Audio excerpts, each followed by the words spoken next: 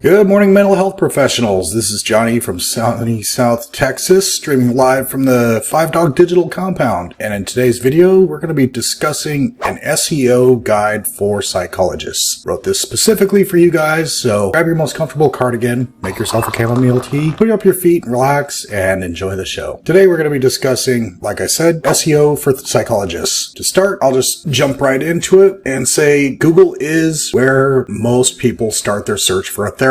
It's, I think, somewhere in the 93 percentile that Google has monopoly on. If you're wanting people to actually find you, your ideal clients, you need to show up in the Google search results. To do this, you have to show Google's algorithm that your website is the best one for a particular search result. This is where SEO comes into play here, so bear with me. SEO means search engine optimization. Google's algorithm looks at a huge amount of information to figure out which pages are the best for each search result. Now, SEO encompasses all the things that you can do to convince Google's algorithm that your site should show up when someone searches for a specific term related to your business.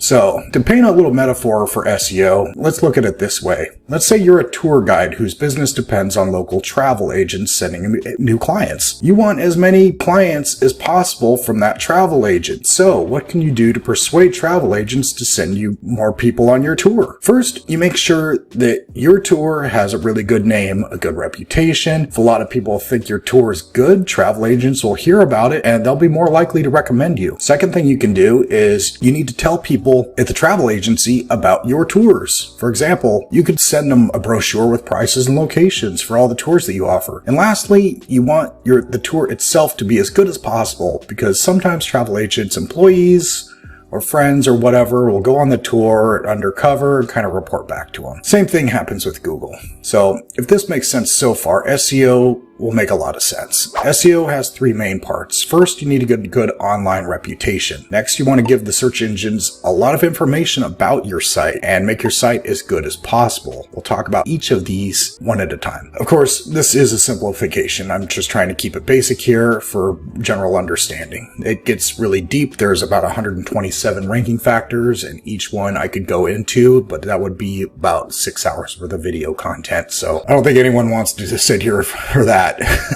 Getting a good reputation online. Let's start at the top here. Google figures out what your online reputation is by looking at the links that other sites send to your site. Google sees each link as a vote of confidence. If someone links to your site, it means that they find it useful in some way. That means that getting people to link to your website is a big part of your SEO strategy. The more links you have, the more people agree with you. But not all links are the same. Keep in mind, you can trust information from Harvard EDU much more than you can trust the information on a random blog with a bunch of ads and pop-ups. There's a good reason behind this. It shouldn't be a huge leap of logic to figure that one out. In the same way, Google gives links different weights based on how trustworthy the website they come from is. If Harvard links to you, Google will think that you are a lot more trustworthy. Google probably won't care much if Aunt Ida's cat blog links to you. In fact, Google has ways of telling when someone is trying to trick the algorithm, game the system. If you ask your aunt to link 50 cat blogs and link them all to your website, Google may even punish your website. So what you want is as many votes as you can get from sites that are trusted, respected, and relevant. Also, Google looks at more than just the authority of the website that links to you also. It looks at how relevant the website is to your website. For example, if Aunt Ida had the most popular cat blog in the world, a link from her to your therapy clinic wouldn't be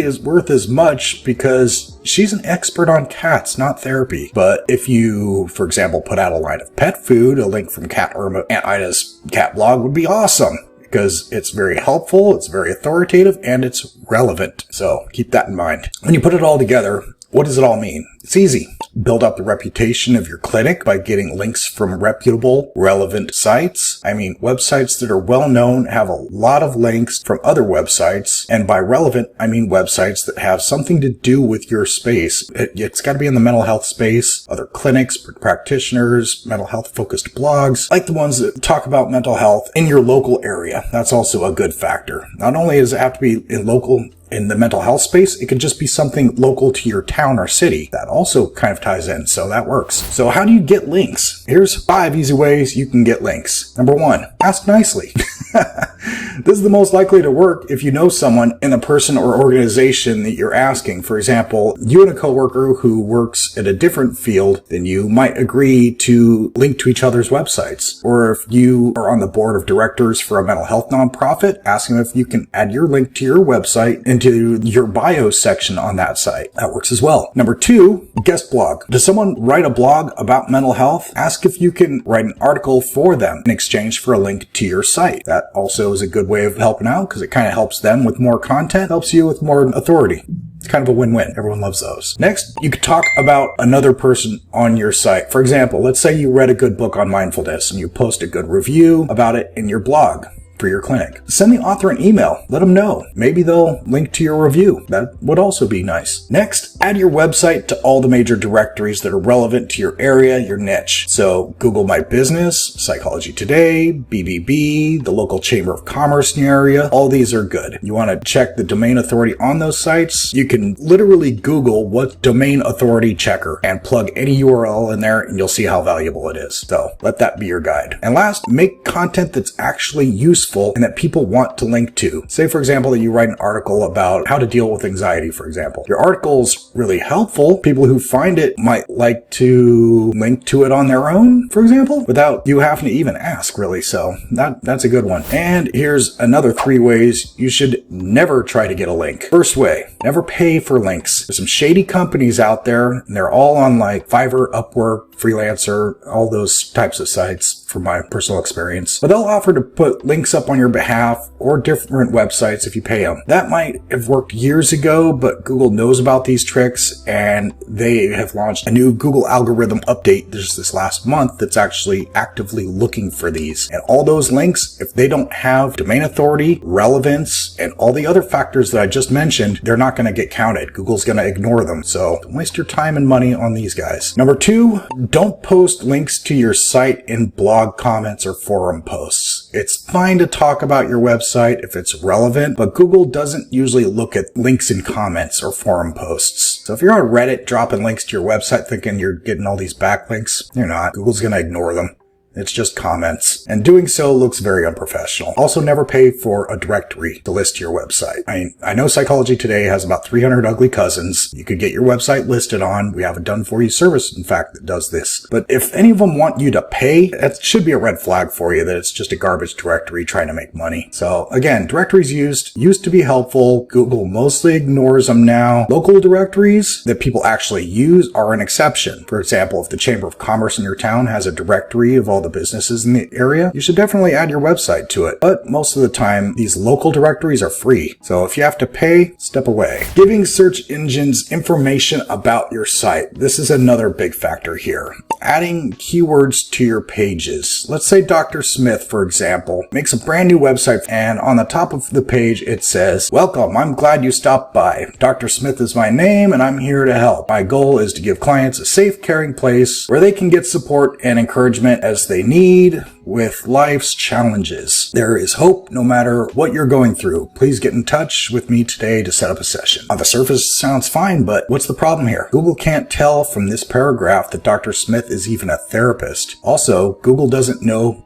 what conditions Dr. Smith even works with. And in addition, it can't figure out even what city he's in. So that means Dr. Smith is not likely to come up when someone searches for local anxiety therapist or therapist in X city. Google doesn't know what city he's in. He doesn't know what he does. He's not going to show up anywhere. So how do we get out of this mess? Well, it's really not that hard. Some phrases called keywords in the SEO world are scattered throughout the website typically, and Google can figure out what your site's all about using these. By looking at these keywords, for example, Dr. Smith's website might need to get tweaked a little bit in that header just to say, "Welcome, I'm glad you stopped by. Dr. Smith's my name and I'm here to help. My goal as a therapist is to give counseling clients from all over the Chicago a safe and caring place where they can get encouragement and help as they deal with life's challenges. There's hope for everyone, even if they're going through depression, anxiety, or PTSD. Please get in touch with me today to set up a session." So you see what we did there? We didn't change the meaning of the page as a whole, but we did add some keywords that'll tell Google that Dr. Smith is a therapist in Chicago who helps people with depression, anxiety, and PTSD. PTSD. So, of course, you shouldn't go too far. That would be keyword stuffing, and that also is no good. So I would say with certain keywords, limit them to 2 to 3 times per page. Yeah, an example of that would be, welcome. I'm glad you came to my anxiety clinic in Chicago. My name is Dr. Smith, and I help people with anxiety in Chicago. As a Chicago anxiety therapist, my goal is to give people with anxiety in Chicago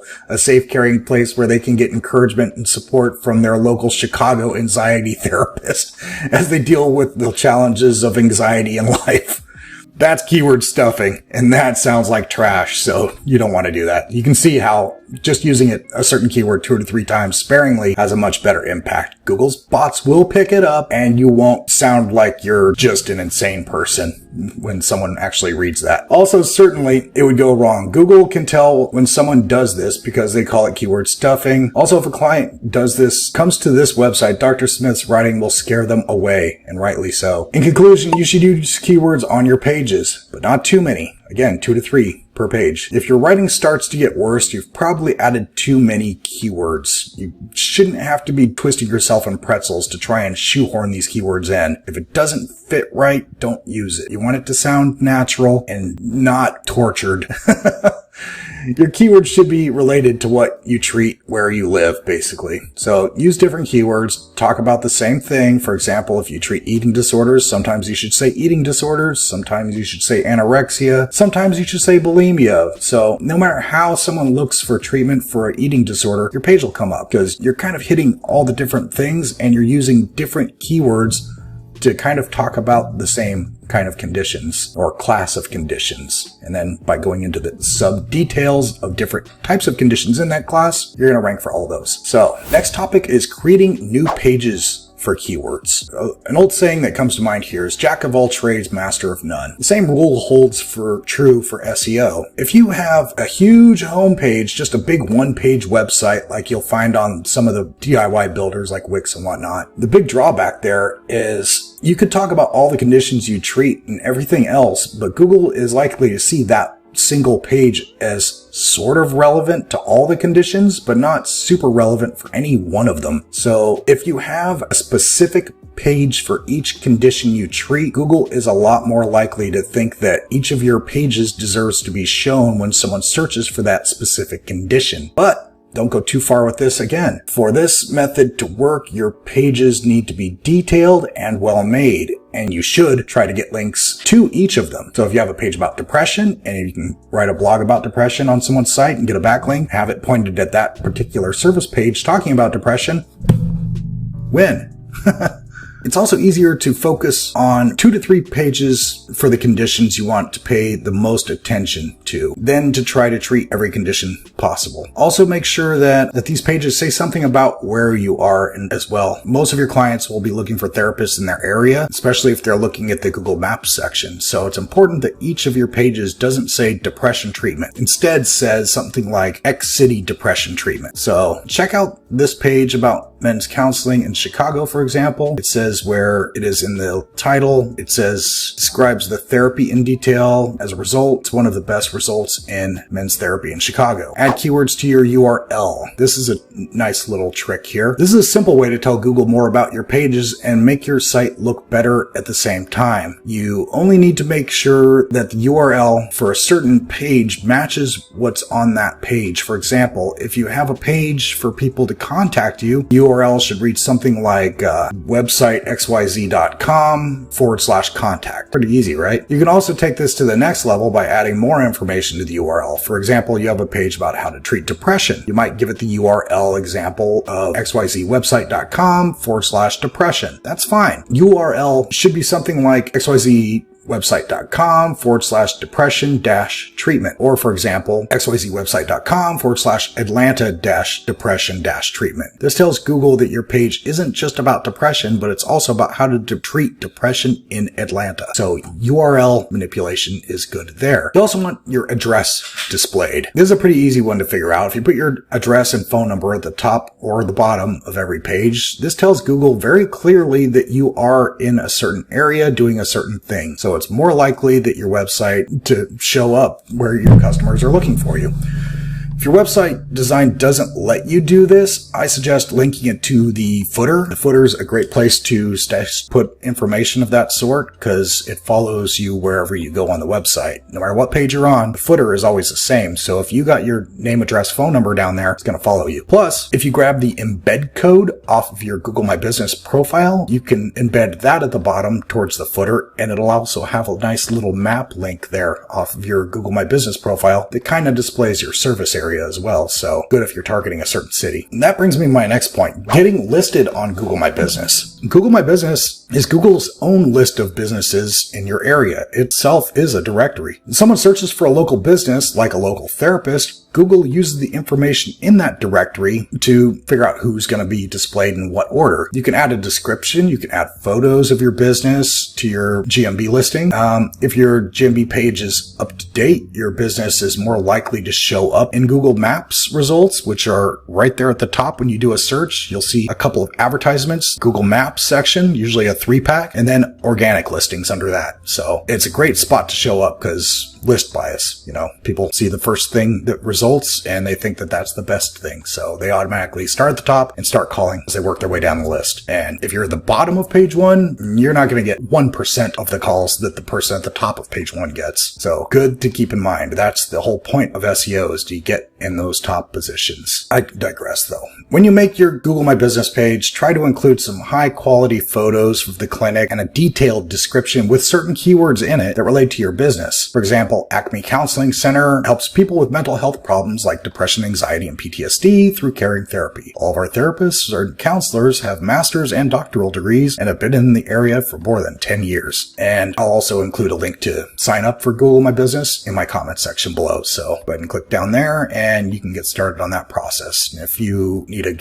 step-by-step guide to help you through that, I'll also have a link to my ebook, which has that very thing. So you're welcome. Make your site as good as possible. This is your next main category here. Okay, so what does make your site as good as possible mean? Simple. Your website needs to have good, useful content that goes beyond just trying to book sessions. Think about it this way. Your city has 2 bike shops. One bike shop, the people who work there are condescending and just want to sell you a bike, even if you don't buy anything, the people who work at the other bike shop are happy to answer your questions about biking, show you the best routes around town, give you lots of other information. Where are you going to buy a bike? Of course, you're going to go to the second one. The first bike shop only sells bikes. They're a little rude. So the second one, they're happy to help and they're just a much better user experience. So you want to be like the second guy. The second bike shop should be like your website. It's great if your website lists the services you offer and tells people about your work history, but you need to go a little further. Even if someone doesn't book a session with you, they'll still find your content useful. I mean, for example, you could write a book about what to look for in a therapist and how mindfulness can help people with social anxiety. You could write reviews of your favorite books about depression, or you could make videos, kind of like this one, that show people how to relax virtually. These are just a few examples, but I'm sure you can come up with a few more. The key to all this kind of content is to make it useful. Spend time making your writing the best it can be.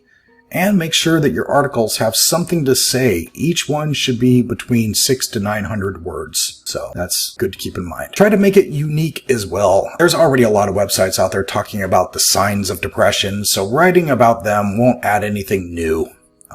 That's an area that's been gone over enough times.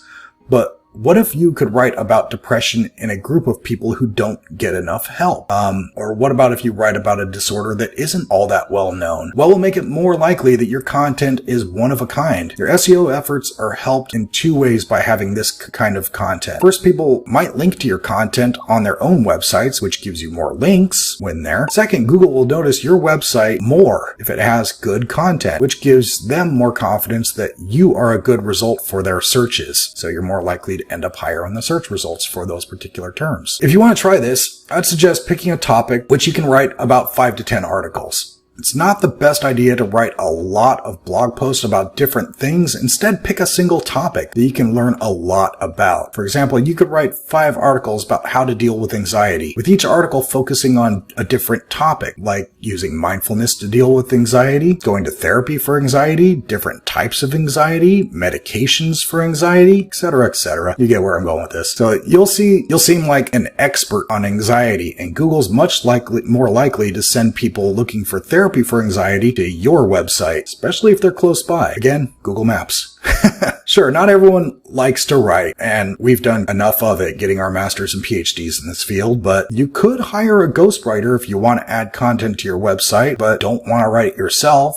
There's an idea. We actually have some done-for-you stuff there, too. Writingfortherapists.org is also another one. It's run by Kyler, a friend that I know, and like me, he's also a grad student in clinical psychology. So he knows a lot about therapy also, and compared to professional ghostwriters, he's also not that expensive. Although I think we got him beat, and I actually did finish my degree, so he'll get there soon.